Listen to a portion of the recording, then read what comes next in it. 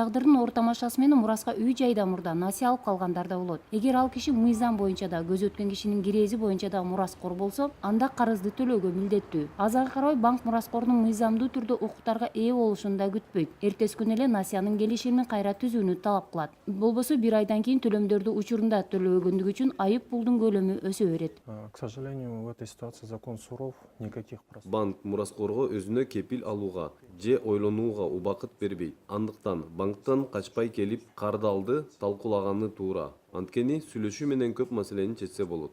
Эгер банктын кардарынын бир нече мураскору болсо, анда насыя кимдин мойнуна жүктөлөрү боюнча талаш жаралып, айрым учурда сотко чейин жетет. Кантсе да карызды төлөө керек болот. Болбосо банк күрөөгө коюлган мүлктү сатуу менен акчасын кайтарып алат же кепил берген кишинен насыянын калганын төлөөсүн талап кылат. У поручителей ситуация получается намного тяжелее. Почему? Кепил болгон кишиге мындай кырдаалда кыйын болот. Анткени ал мураскор эмес. Набыт болгон кишинин эч бир мүлкүнө эйлик кылган жок. Анткени менен насыясын төлөп бериши керек. Ушундан улам бирөө кепилдик берүүдө жети өлчөп бир кескени оң.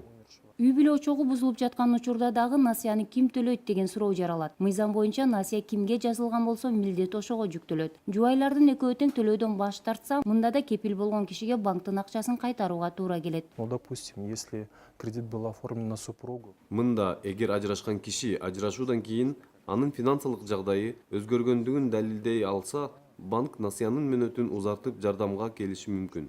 Кантсе да кардар жоопкерчиликтүү болуп, насыялардан мурда өзүнүн мүмкүнчүлүктөрүн туура баалап, кийин жакындарына оор болбогондой чечим кабыл алган оң. Кардар жана кредиттик мекеме үчүн дагы ыңгайлуу жагдай бул насыяны камсыздандыруу. Кардар көз жумса, насыяны камсыздандыруучу компания төлөп берет. Бирок бул Кыргызстанда көп колдонулбайт. Анткени камсыздандырууга кеткен чыгымдар насыянын үстөк пайызына кошулат.